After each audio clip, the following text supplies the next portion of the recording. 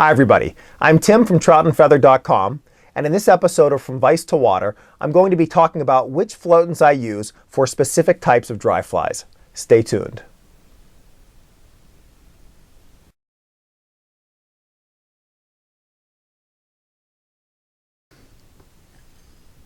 If you're anything like me, then you'll agree that there is nothing worse than being on the water with fish rising all over the place and having a fly that you can't get to float.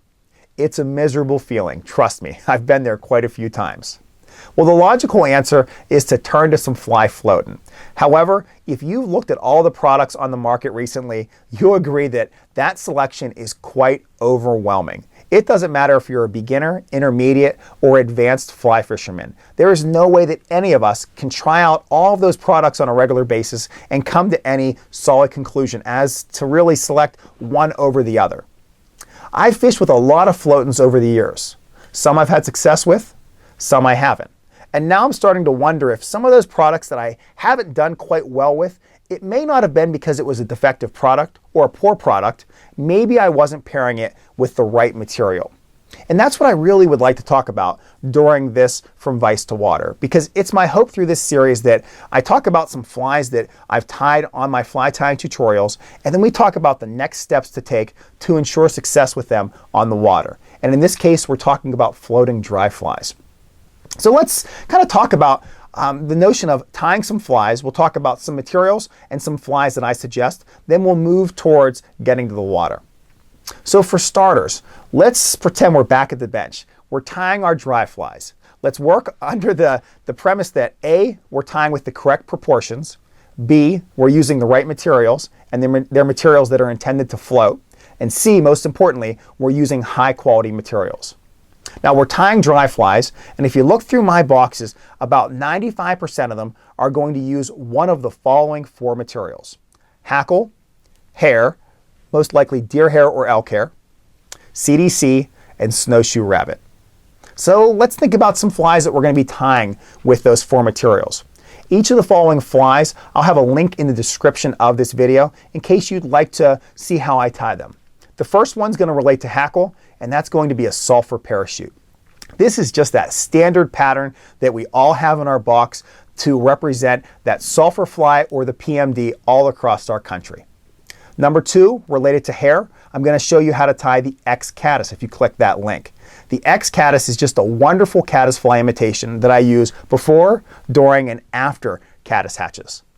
The third one is a CDC pattern, and it's a CDC flying ant.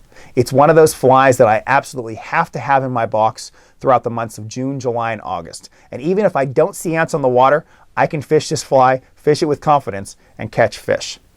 Number four, for snowshoe, I'm going to tie a blueing olive comparadun with snowshoe rabbit. And this is a fly that has been a killer pattern for me over the years on any streams in which blueing olives are present. So we have our four patterns, we have our four materials, we've tied those flies, and now we're going to go a couple different paths. The first path that I'm going to take you down is the notion of pre-treating our flies. Is that something you've done before? Or is that something that you might be interested in doing? And that's going to be my next video segment. Following that, I'm going to talk about what steps you should take once you're on the water and maybe your fly starts to sink, or maybe you got some fish slime on it and you just notice something's not quite right. What should you do? So with all of that said, I'm going to reset things here a little bit, and then I'm going to start talking to you about the notion of pre-treating our flies to ensure that they float once we get to the water.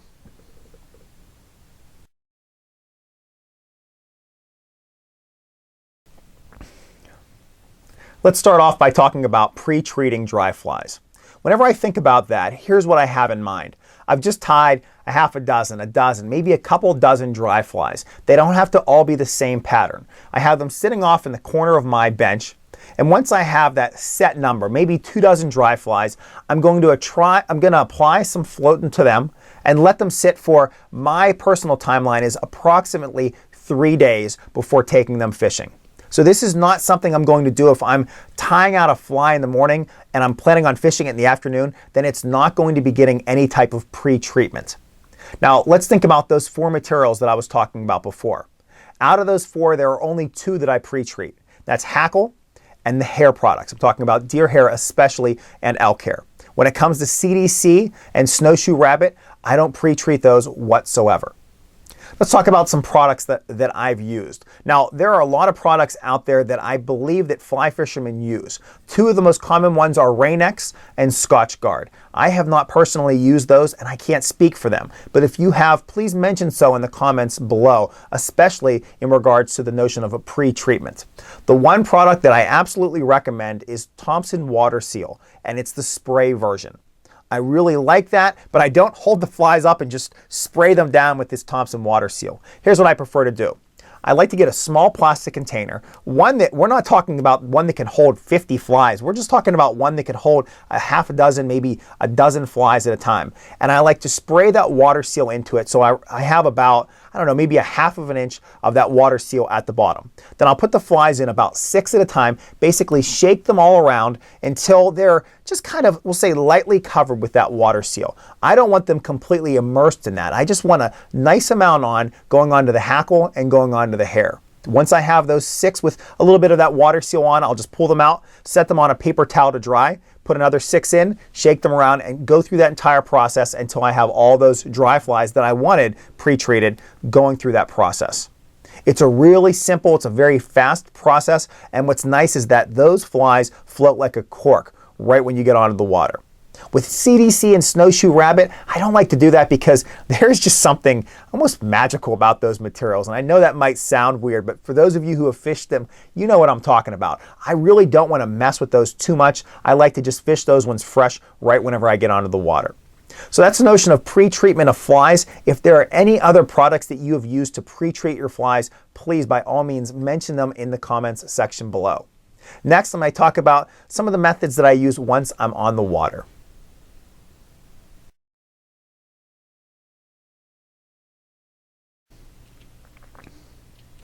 We are on the water now. Everything's going great. Insects are hatching, the trout are rising. However, our dry fly is starting to sink. Let me take you through some of the steps that I'll take whenever I'm trying to solve that problem and to get that fly floating again. The first thing I'm going to do, and this might sound silly, but it's honest, I'm going to take that fly in my hands, hold it by the tippet, and shake it a little bit because I want to get some of those larger beads of water away from the materials. Once I've done that, I'm going to next turn to one of these dry fly patches. These are great things. To tell you a little bit about them, they're kind of like a chamois. They're basically an absorbent material that will just suck up a lot of water. There's something like these out there that you may have heard of before. It's called Amadou. It's a great material as well, but it's a little bit more expensive than these. But these are what I use, thus this is what I'm going to recommend. I'll try to buy these in a 2-pack. They cost some around $6 to $8 for 2 of them. I'll keep one on the front of my vest and I'll keep the second in the back, hoping that I've had a day, we'll just say a full day of dry fly fishing, and that one on the front of my vest gets a little too saturated so I can grab that second one for the evening. Now to use this, it's pretty simple. If I have a hackled fly, what I'm going to do is just kind of gently place it in here, dab at it, squeeze it, but not so rough because I don't want to bend or crease any of my hackle fibers. However, with snowshoe, CDC, or elk or deer hair, whenever I place that fly into this fly patch, I'm going to squeeze it. I'm going to squeeze it aggressively because I want to blot out as much water as possible. Sometimes I'll even pick up the wing and just blot that wing individually on another section, again, to get as much water out of it as possible. So this is the first step I'm going to take. It's going to be just a simple dry fly patch. Now, say I feel that, geez, maybe I've been fishing that fly for a half an hour. It's starting to sink a little bit, and I think I need to kind of supplement that dry fly patch. The next thing that I'm going to turn to for all 4 of those materials that I've mentioned is some type of a fly powder. Now this is a container of Frog's Fanny. I have not used Frog's Fanny for maybe 5 years. However, I love the containers. Now I will say this, Frog's Fanny is an excellent product and I absolutely loved using it. It worked really well on most of my flies, probably all of my flies. However, it's an expensive product and I would go through a lot of these containers really quick. In 2007, one of my buddies told me about a company that sells something called fumed silica that works as well as Frog's Fanny and costs nowhere near the price. I ordered it. I ordered a quart of it in 2007, and I still have a lot of that material remaining that I'm still using today. The name of the company is Progressive Epoxy Polymers. It's a very, very inexpensive product and it works really well. I carry around 3 of these containers. I refill them whenever they get low. Once I've kind of blotted all the water off that fly, I like to take this out. There's a brush on the end of it, and I'll brush on a really large amount of this powder. Sometimes I'll dip it in again and brush it on a second time. I am very generous with this powder because I know A, it works, and B, I didn't pay that much money for it. If I have a really good day or evening of dry fly fishing, I'll go through maybe 3/4 of a bottle of this stuff. So keep that in mind. If you have any of these old Frogs Fanny or other dry fly powder containers, hold on to them, buy from that company, and then you'll have to refill them on your own. But trust me, it will pay off for you. Your fly will float really well. Now, let's kind of go down that avenue where maybe all that's working, but we're not talking about fish. Now we've caught a couple fish and we're noticing that we're accumulating some fish slime and really just a large amount of water on your fly. Now, if you have the opportunity to change your fly and you have more of that pattern available, that's my first suggestion. Don't go through all the hassle of trying out all these different products. Change the fly, put on a fresh one, and you'll do fine. However, if you're like me and you have that fly on, you feel like that is the one, I'll then talk about kind of what to do next. Once you've released that trout, you have that fly and you notice there's probably some fish slime on it. The first thing I'm going to do is dunk it under the water, kind of work out that slime with my fingers just to get all that stuff away from it. And I'm going to turn to just your everyday handkerchief. I love to carry one of these for so many reasons, but that's one thing I can really use it for, just to wipe off any of that remaining residue, blot it a little bit, go to my dry fly patch, blot out any remaining water that I can, and then if I'm fishing with CDC or snowshoe, I'm going to turn to this stuff called Dry Fly Magic.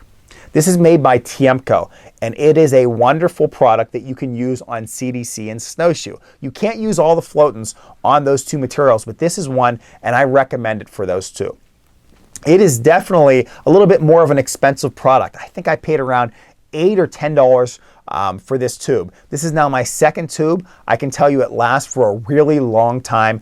Whenever I first bought it, I was hesitant, but a couple of my friends told me that this stuff really works, and they were right. I'm glad they convinced me because now I've gone through one of these. This is my 2nd one. It's probably 80% full still, and I use it quite often. So I'll just take this. There's an easy cap. I'll squeeze it onto my finger, then I'll just rub it onto the wings of those flies, basically directly onto the CDC, directly onto the snowshoe, and I'll also rub a little bit into the body as well. You don't have to worry about doing anything else. You can immediately just false cast a few times and lay it back down on the water. It works, trust me.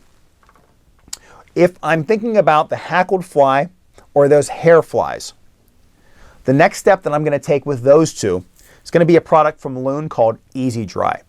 This is a really slick product. You simply just pop the top open, keep your fly in the tippet, put it inside, close the top, shake it for about 7 to 10 seconds, pull it out. There'll be a little bit of powder on it. Just blow that powder off, make a few false casts, and you're ready to go. What's cool about this product, there's these beads inside it. They call them super drying beads. Right now they're blue. Once it's time to replace this container, they'll turn pink. But I found a way to kind of extend the life of the container. I go back to that fly powder that I bought recently, or I bought a long time ago, not recently, that I was talking about, and I'll fill this container with that powder. I'm not going to fill it the whole way to the top. Right now this container is about 2/3 of the way full with those quick drying beads. So with that remaining space, I'll fill about half of it with the fly powder, shake it up, get all that stuff mixed up, and then whenever I'm out in the water, I'll put my fly in there, shake it again for about 7 or 10 seconds. When I pull it out, I'll see some of that fly powder on it, so I know it's kind of taken in all of this magic stuff. I'll blow that fly powder off, make a few false casts, and I'm ready to go. It's a wonderful material, and it has served me well over the years. I will use this, again, primarily on the hackle and on the hair flies, though I've used it on CDC and on snowshoe, and it works really well on those 2. So with all of that said, I hope you're thinking, geez, what more is there? But that's it. Those are the products that you'll find in my vest. Those are the products that you'll find me using if you run into me on the stream. They're the ones that have worked for me for years.